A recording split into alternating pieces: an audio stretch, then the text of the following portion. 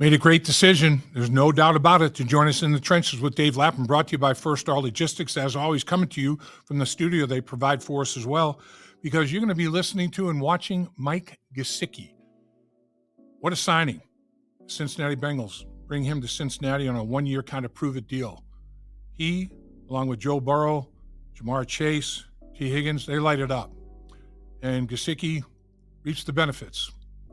3-year, $25.5 million contract, generational wealth. He's pleased as punch, and rightfully so. We talk about his high school years, what a great athlete he was, multi-sport star. We talk about his career at Penn State, and then, of course, with the Miami Dolphins, New England Patriots, and then the Cincinnati Bengals. And we look to what he can do to even take his game to another level, his relationship with Joe Burrow, how they both see the field through the same eyes. All kinds of great stuff about Mike Gesicki, the football player, and Mike Gesicki. This is your life.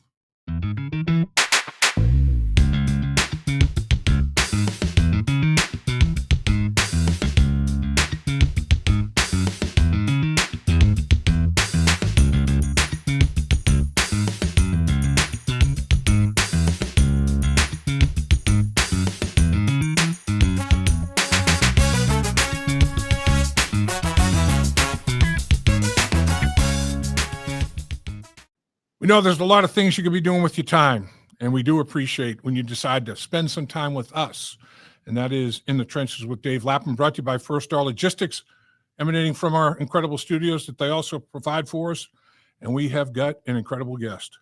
This guy is a phenomenal football player, but on top of that, just a tremendous husband, friend to teammates. I mean, it's just a great human being, and you know, you celebrate when good things happen to good people. And a good thing happened for Mike Gesicki and his family. A 3-year contract with the Cincinnati Bengals for over $25 million. I mean, that is a generational wealth, Mike. I mean, when you started playing sports, did you ever think that you'd be enjoying these kind of fruits of the labor? My goal was always to, be a professional athlete. When I was younger, it was basketball. And then, as I got older and realized my potential in football. But to say that, you always had this vision of this, these kind of dollar amounts and all that kind of stuff. I mean, it's obviously always the goal, but to finally achieve it's been really cool. So you mentioned, back in your high school years, Southern Regional High School in New Jersey, a Jersey Yep. guy. Spent some time at the shore myself. Loved the There you Jersey Shore. You set school records for basketball in your high school. Points scored, 1,866. Unbelievable. In football, you set records. 103 catches, 1,817 yards. In volleyball, you set school records. Yeah. 519 blocks. I mean, were you like a scholarship athlete, all these sports, and you just decided football was the best avenue? Yeah. I mean, basketball was my first love when it came to athletics. Played it from the time I was just a little kid. My dad used to coach my sisters, and I would just end up in the gym when he was coaching them and just playing sports. And that's kind of how I got involved with it. And then as I got older, started playing football when I got into middle school. And then volleyball when I got into high school. Both my sisters played before that, and I kind of got into it there. And had some offers to play basketball at like some Patriot League schools, Colgate, Bucknell, schools like that. And then got recruited to play volleyball at Penn State before I got recruited to play football there, which was just like a interesting thing to kind of experience. And then finally got some big time scholarships for football, and decided to chase that dream because of the potential that it could take me. So I mean, your athleticism is incredible. 41.5-inch vertical jump. You're 6'6", what, around 250 pounds, somewhere in that range? 245, yeah. 245. 41.5-inch vertical. I don't know if now, but I mean, that was in your day. I'm still feeling good. You can still get up 40 anyway? Yeah. 40-inch I think so, yeah. That dog hunt right there. Broad jump almost 11 feet, 10.9, whatever it was. Your 40 time, 4.5 in that range. You have an arm length of over 34 inches. You have a hand of 10 and a quarter. I mean, you're long, big hands. You can run. And the thing I think that separates you, Mike, and I think the thing that intrigued the Cincinnati Bengals, Zach Taylor, Joe Burrow, is, man, for your size, you can get in and out of cuts. You run, and you can get in and out of cuts without choking it down to do it. I mean, you're a big wide receiver from a physical talent standpoint. Yeah. And as a result, your versatility, I think, was a big attraction to the Cincinnati Bengals because they feel like they can play you anywhere, don't they? Yeah, that was, one of the reasons why I wanted to end up in Cincinnati last year.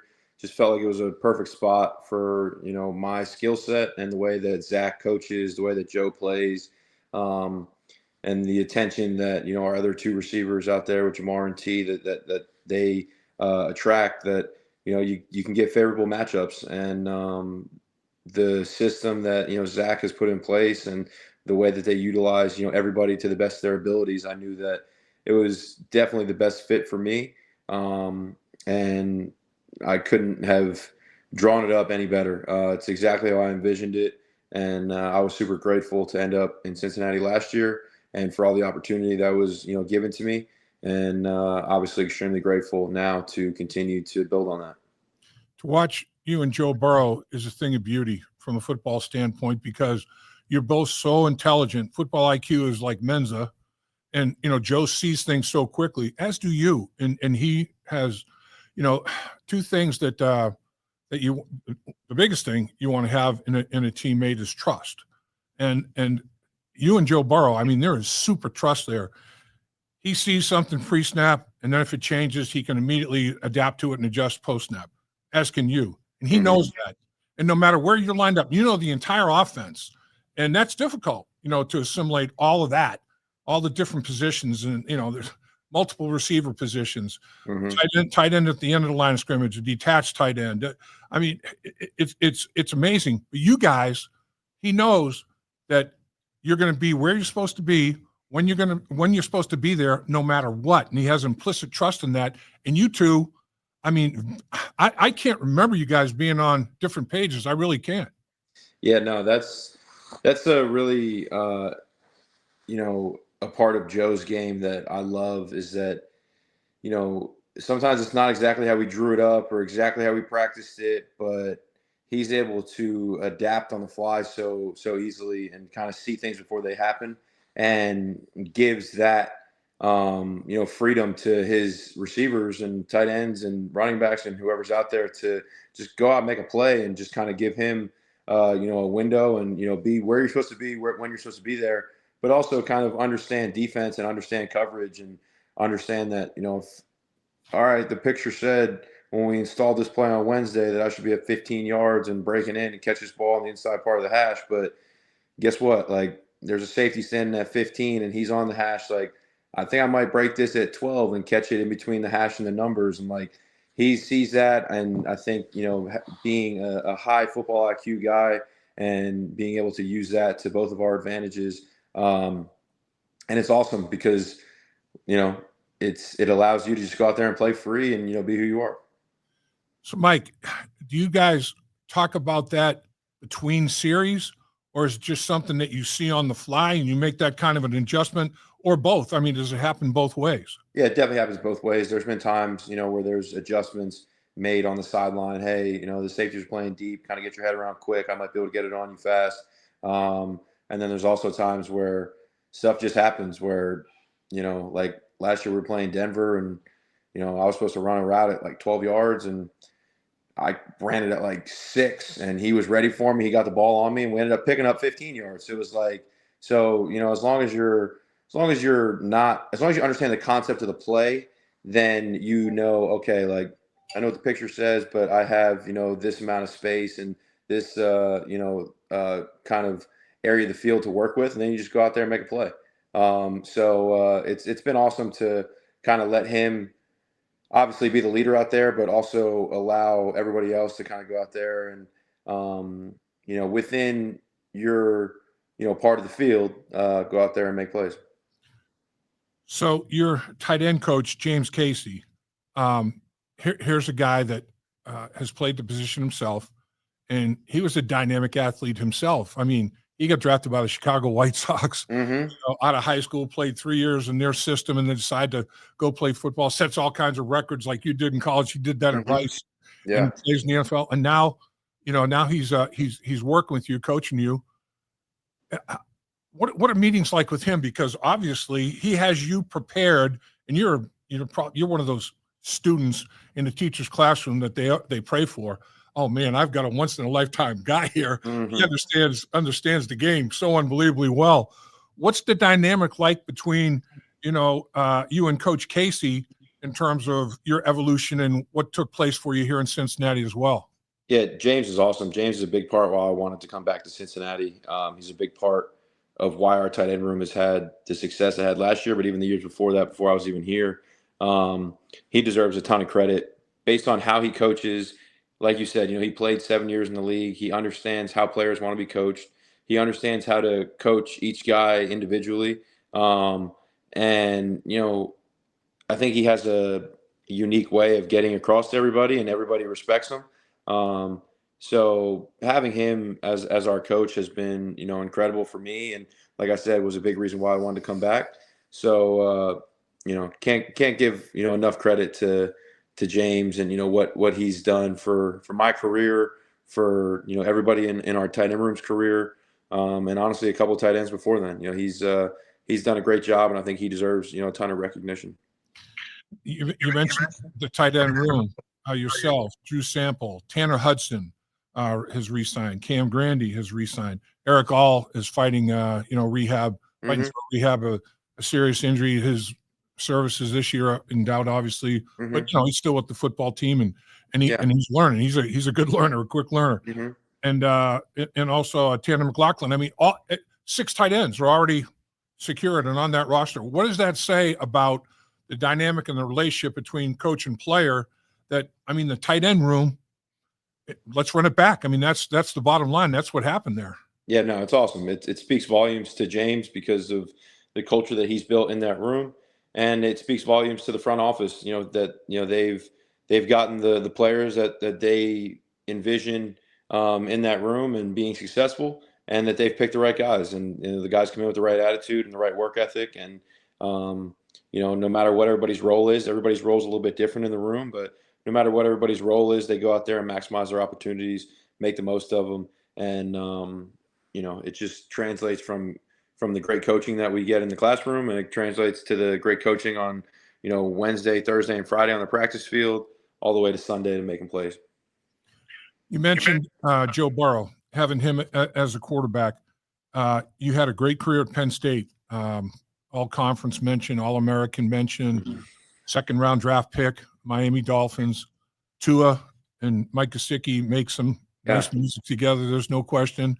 But then you go to New England, where the quarterback position is in flux a little bit, and don't have really anybody that can get you the football the way that you'd like to have the football gotten to you. And you mentioned, man, Joe Burrow, this guy's a big reason. Is all of it, your coach, your quarterback, the system, the head coach, all of that. Is that a big reason why maybe if you went out into free agency, you might have gotten maybe some more, but you got plenty?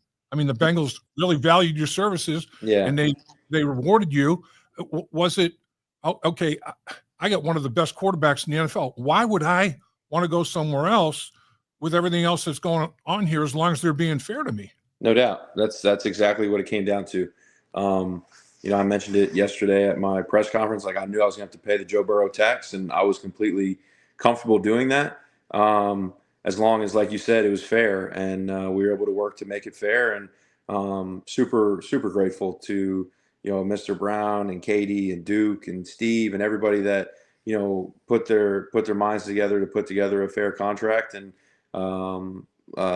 just very excited to continue that chemistry, because, you don't have the opportunity to play with, the best quarterback in the league, often. So when I got to see that firsthand last year, and got to, be in the huddle, and, be out there on Sundays, and, playing in big games and making big plays, there's that in itself is a value. And, I kind of took all those things into account, and the little bit of extra money that you make out there, like you don't get what you're getting in Cincinnati. So I'm excited to be back, and super grateful for all of the value that I was able to receive.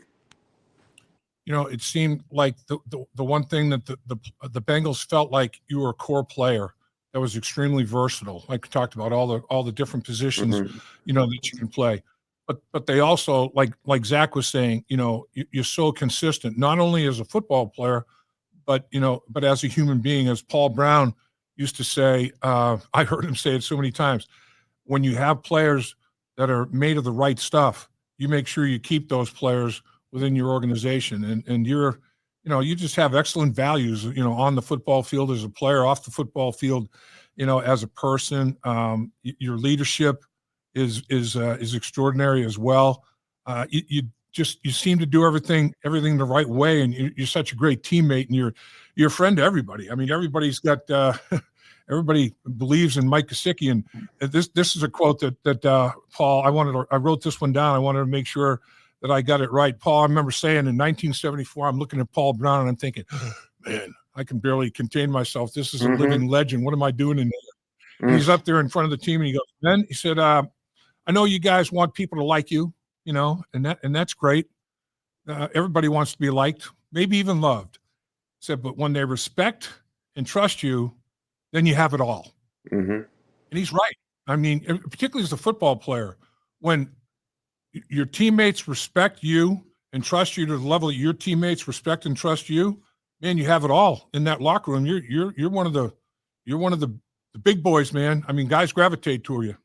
Yeah, no, it's something that I've learned over the course in my going on 8 years in the league, and I think I was raised the right way. My parents, my mom and dad, like instilled that in me at a young age, and then as you grow and you end up in college, I feel like I ended up at the right university at Penn State with James Franklin and the way that he ran that program, and playing there, and then I've played for a couple good head coaches in the league in terms of what I was able to learn, and say what you want about the New England style, how they kind of do things, but I played for Brian Flores in Miami, and then I played for Bill Belichick in New England for a year, and you can see the discipline and the consistency and just doing your job on a daily basis, and and that adds up to a lot. So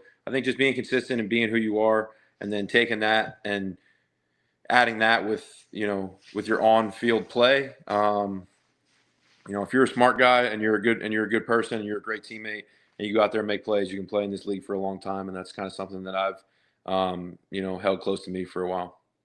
I'll tell you, the Bengals in free agency, they certainly do value position versatility, like we've been talking about. Mm-hmm. Signing BJ Hill, to a nice contract. I mean, BJ can play three technique. He can play nose for you. He can kick out and play defensive end some for you. So there's position versatility there. Cody Ford gets re-upped. I mean, he can play all five offensive line positions and be an extra tight end for you if you want, a big body out there to block. So position versatility seems to be, a big plus in the organization's minds. When they have players that have it, they make sure they keep them.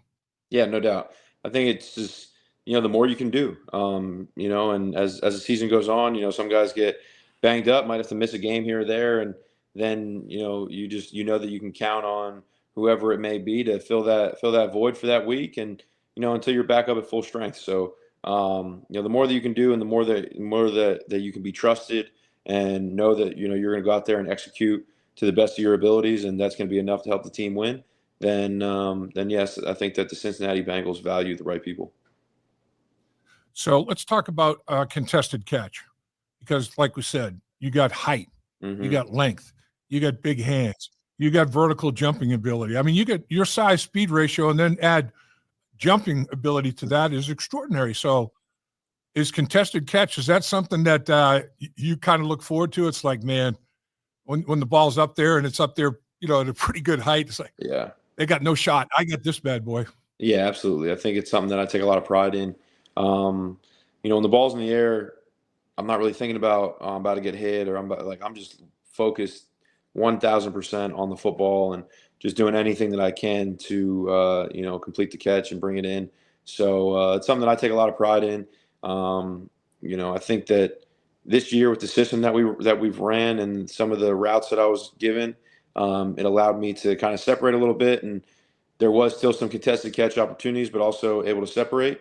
But there does come a point where you're not going to always be wide open by a couple feet or yard or whatever it may be. Like you're going to have to go up, and it's you versus an all pro safety, and you got to go make a play. So it's something that I take a lot of pride in, and it's something that I put a lot of focus into because you don't know if you're always going to be wide open, but with this quarterback, he's going to give you a chance because he trusts in you. You got to go make a play. That's key. I mean, that trust factor again. I mean, Joe's like, all right, I'm going to, even though there's maybe not a ton of separation, I know a big Mike can go get this thing. Mm-hmm. And I know if he doesn't, he's going to make sure the other guy doesn't, No doubt. And that's the trust factor right there. He's going to make sure that the worst case scenario, it's an incompletion. 1,000%. I think that, there comes a time where, you got to be able to read the path of the ball and understand, okay, I can make a play on this, but I got to make sure that the defender cannot make a play on it. And there comes a time where you're kind of reading the path of the ball and understanding that, that decision making. But yeah, for sure. And I think that also plays a role into it for sure. When you're out there, and again, the tight end position it's unique, and Coach Casey talks about it all the time. Mm-hmm. You guys have to be, another receiver with your ability to run routes and catch the football and create separation. And then there are times where you're going to have to be like a third offensive lineman and block people and, Mm-hmm. get down and dirty on the edge and either knock people off the ball or, make sure you get position on them to hook them and things of that nature. It's a very, very challenging position. How much has he helped you with the blocking aspect of your game? No, James has really helped with that. And I think that, Zach does a great job in terms of the game plan and not putting people in positions that are not beneficial to everybody. So, but James has done a good job helping me elevate that part of my game. So this way, when I do get called on it, you never know what situation you're going to put in the game or what personnels are going to be in the game. We call this play or that play. Like, you got to be ready to go no matter what. And that came up multiple times last year where, we still had positive plays and we were able to keep drives going. And, it breaks tendencies too, because, I'm not naive enough to think that when I'm on the field, teams are thinking it's going to be a pass. But I think when we're able to mix it up and also throw in some runs, then it keeps the defense honest and just adds to our offense being able to make more plays in more situations. I would think too, when you're lined up at the receiver position, there'd be, hey, you know what? We run the ball to the outside here to Mike's side. Yeah. He's working against like a safety or a corner, Right. Not a defensive end or an outside back or whatever. We got a nice little advantage here too from a mismatch standpoint because he's working against these guys the whole game on the edge. Mm-hmm. Now we got him out there in space working against a smaller human being. I mean, that's a plus for you from a mismatch standpoint as well, isn't it? No doubt. And with our coaching staff and the way that they can get creative in terms of game plan and what different play designs and all that kind of stuff, they, like I said, use everybody to the best of their abilities, and they're also creative to be able to break tendency and keep defenses honest. So that's absolutely a great point. You remind me a lot of Bob Trumpy. I don't know if you've heard that name. He was a legendary player with the Bengals as a tight end, Mm-hmm. and a tremendous broadcaster in the Hall of Fame for his broadcast work. Yeah. He had the voice, man. He had an unbelievable voice, but he was a phenomenal athlete like you. He played basketball at Illinois as well as football. I mean, I think he got drafted in the ABA if I'm not mistaken. He could have played professional basketball or professional football, but big, long, tall, deceptively strong for his body type like yourself. I mean, he could run routes. Bill Walsh, the legendary coach, he was our offensive coordinator as such. He would use Trumpy like they're using you. Yeah. and put them in positions where you get mismatches and made them play defenses they were uncomfortable playing because of his ability to create those mismatches. And I just feel like when you have somebody like that creates those kind of advantages, it's unique. It doesn't come along very often. When did you decide, or when did you feel like, you know what, I can read coverages, man? And like Trumpy, he would read coverages post snap just like Kenny Anderson did, our quarterback, and they'd look at each other and they had a nod or a salute or something where, do you see what I'm seeing? Yeah. I see this preset. Is that what goes on with you and Joe? Yeah. I mean, there is definitely, a point of that where, you got to be on the same page and you got to see the same thing through the lens of the quarterback. And I would say, about after my third or fourth year, like around year 4, I started to figure it out. Trying to understand defenses more. I played with Ryan Fitzpatrick in Miami, and he is like such a smart football player. And I mean, I would be at the line with him, and this was my second year in the league, and I'm supposed to be running like a 5-yard stick route, and he would look at me and be like, "Mike, run a seam," and I'd be like, "What are you talking about?" Like, no, like the play is for me to run a stick. Like, you're trying to get me in trouble. Mike, run a seam, and then he'd throw me the ball and be wide open. Like, and it was at that point I was like, okay, like this is different, and like as long as you're on the same page with the quarterback, like there's big plays to be had because you call the play thinking you're going to get a certain look, but now you line up and the defense is giving you something completely different, and there's a void in the middle of the field. Okay, well, as long as you're on the same page as the quarterback, let's go make a play.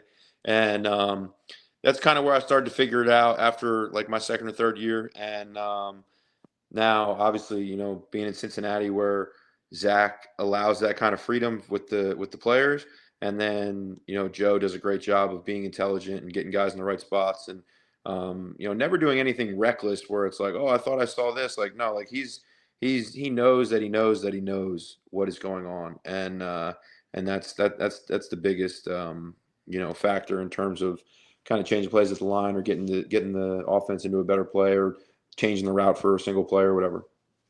I had a nephew, or I have a nephew, I should say, Brian Lapham, who was like an all-league Ivy League offensive lineman at Harvard, played with Ryan Fitzpatrick. Oh, okay. And he said, Small man, world. yeah, he said, like you're saying, man, he not only was like unbelievably sharp from a football mind, but just overall raw intelligence. One of the smartest human beings walking around. That he's been around.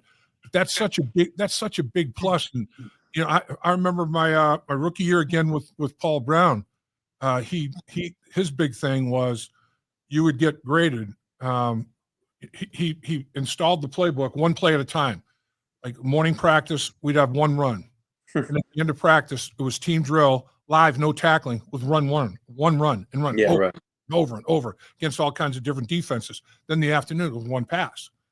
Day 2 runs, 2 passes, and you would install the the playbook on that basis. And you couldn't wait to get to week 2 to have a little inventory. But this whole thing was, he said, all right, I'm going to have you guys. He came up to me and said, look, I want you to diagram when you get tested, like he gave tests all the time, make sure that you were up to speed with your assignments. And he said, I'm going to give you 2 grades. I'm going to give you a grade in the upper left-hand corner on your assignments. I'm going to give you another grade in the upper right-hand corner on everybody's assignments on every play. Mm-hmm. Really? I mean, I'd never been exposed to that kind of thing. And he goes, yep. He goes, yeah. I want you to not only know what you're doing, but why you're doing it. And know what else. If you're a pulling guard, there's a center reach and tackle blocking down, fullback filling, what's going on in a running play or in protection. Why are you responsible for the inside blitzer and not the outside blitzer? Or do I have you responsible for both? Check him. If he doesn't blitz, get him. I want you to know why for all that stuff.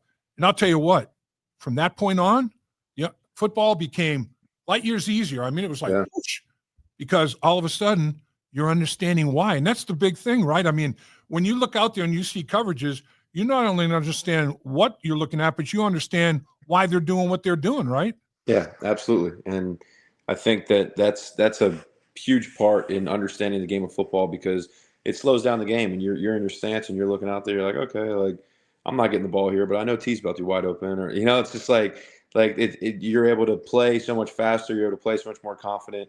You're able to see things before they happen, anticipate things. And we got a lot of smart football players here in Cincinnati, so it's definitely a lot of good traits to have. Excited to kind of see that build again into another season. Obviously, the core of this team has been together for a couple of years, but this is only my second year, going on my second year here. So I'm excited to kind of see it grow again. And you're definitely a core player. I mean, you're a big concrete block in that foundation, man. That's why they wanted you back to be part of it. I guess obviously everybody's talking about the slow starts that you've suffered, Mm-hmm. in the last 2-3 years, getting off the mark. And there's no magic formula. There's no potion or whatever, or else you'd already have done that, Right. I mean, and there's different reasons every year for starts to seasons. But do you feel like a point of emphasis to get off to a little bit faster start, not have to crawl out of a hole? Yeah, I think it is for sure. Obviously, we know what we're capable of that second half of the season. We got hot, and if we could have ended up in the dance, then who knows what happens. But we put ourselves in a little bit of a hole, and we did everything in our power to dig ourselves out of it, and we got damn near close. But it is what it is, and now moving forward, I think that everybody has that awareness and understanding of the beginning of the season and what we need to do to attack it just a little bit differently. We're not far off. I mean, like you look back at last year, and it's not like those games are blowouts. It's one play here or there, and before you know it, you're 3-0 instead of 0-3, or 2-1 instead of 0-3. Like it's not far off. So I don't think you need to do something super dramatic and reinvent everything and all that. But there is some minor tweaking that I'm sure that we can all do, and it's going to take everybody, and it's not just on the coaches or just on the players, or it's everybody, and we're all involved. Yeah, because I'll tell you, I know the rest of the league. When you guys rattled off 5 in a row to end the season, the rest of the league's like, man, Yeah, I'm glad they didn't get in. no doubt. I don't want to play these guys. I mean, Mhm. they're on a roll right now. I mean, they're playing as good a football as anybody, and that's been the case in November and December.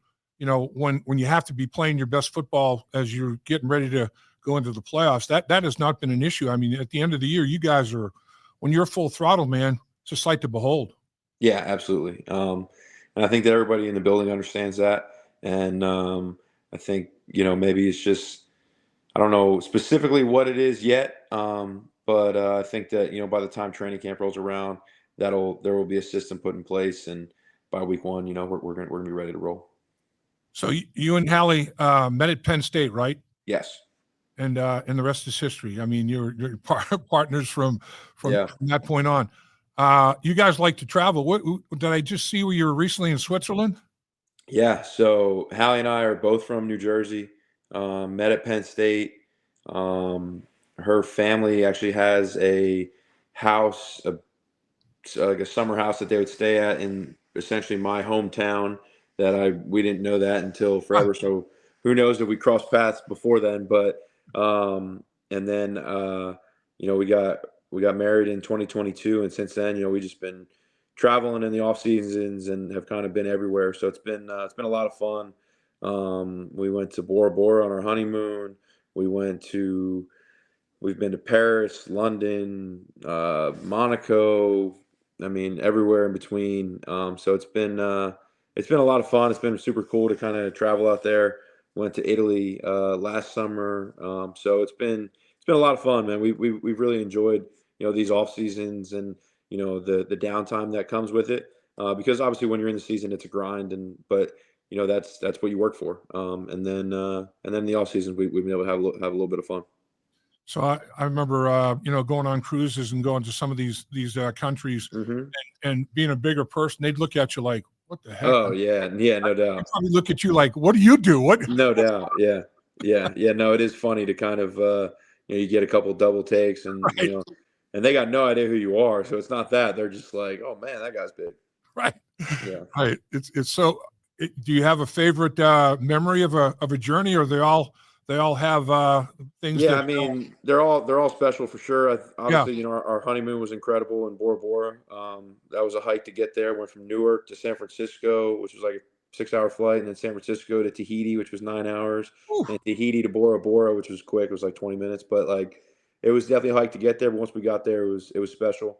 Between that one, the coast, the southern coast of Italy was fantastic. I mean, there's so many cool places in the world, and we've been fortunate enough to go experience a couple of them. And you got to do some sort of documentary, NFL player Mike Gesicki and his world travels. I mean, it's like, have the league pick up the tab for some of these trips, man. I know. Honestly, I'm sure they would too. So I got to look into that. You probably have a pretty good travel agent, don't you? Or do you do it all yourself? Yeah, I've definitely had some help booking the honeymoon. That one. Sometimes though, I just kind of put it together myself. I just hop on Google and make it work. But we definitely have had some assistance on a couple of trips. I'll tell you, you're a multi-talented guy. There's no question about that. The other thing is, you were like an academic All-American. Now, you had the studies to go with it. What did you major in, and why did you select that major? Yeah, so I went to Penn State, majored in advertising and public relations. Just kind of felt that was, something. I didn't know specifically what I wanted to do if it wasn't football post-college, and ended up, choosing that major, and had, a couple friends that were doing it as well, and a couple guys that have done it before me. And it was just kind of suggested to me, and I rolled with it, and it was awesome. It was great. It was a great major. It was a lot of fun to, learn and all that kind of stuff. So it was definitely, a great experience, and, something I'm grateful for. To get a degree from Penn State is, something that I cherish. It's funny. We get something in common there. I went to Syracuse, to the Newhouse School of Communications, and they've got, public relations as a major. I was a major in public relations, and my minor was in communications, TV, radio, There you all go. that kind of stuff. But I wanted to, I was interested in the public relations world as well. So we kind of get that in common, Mike. Yeah, no doubt. But I can't run routes and catch, I can't do those kind of things. Well, there will be a day in the next, 7 or so years where I can't do it either, and then I'm gonna try to do your job. So. Oh, there you go. You'd be outstanding. I mean, you get an interest in the broadcast world or communications world when you're done. Yeah, I mean, I would like to play football. I mean, I feel great right now. Yeah. I mean, I'd like to play for, who knows, year 12, 13, 14, who knows. But I'd like to only be halfway through my career at this point. But when it's all said and done, yeah, I mean, I'd love to stay around the game and, do something of that sort. And whether it's, no matter what it is, whether it's radio, whether it's TV, whether it's sideline stuff, who knows what the heck it is. But if that opportunity ever came, it'd be cool. You'd be awesome. You'd be outstanding at it. A man of many talents, Mike Gesicki. And I'll tell you what, a very kind man as well, because, again, I've abused you. I've used a lot of your time. I got nothing going on, man. I got all day. And you're so good. Love visiting with you. You're extremely intelligent, and love talking football with Mike Gesicki. You're the best, my man. Absolutely. Thanks for having me on, brother. I appreciate it. Appreciate you. And any trips planned? Anything coming up here? Nothing lined up yet. Okay. Potentially in the summertime, after OTAs, in between OTAs and training camp, maybe go to Greece, but we'll see. That could be next on the list. I might need a travel agent for that one though, so we'll see. I've been there. Okay. Do NFL Europe, Spain and Greece, recommended highly. There you go. It's a good little trip. Absolutely. Yeah, that dog will hunt. You can check that off on your list of places. Absolutely. Multi-talented Mike Gesicki. Can't thank you enough. Have the best day ever had, my man. Awesome. Thank you so much, man. I appreciate it. Hey, Dave Lapham here. While games are over for the season, there's no off-season for the First Star Media Group or First Star Logistics. Join me in the trenches and Joe Goodberry of Bengals on the Brain here on the First Star Media Group YouTube channel. First Star Logistics gave away great prizes during the season, which will continue with exclusive content and special giveaways during the off-season. So please subscribe to the channel and hit the like button to help us continue to grow the channel.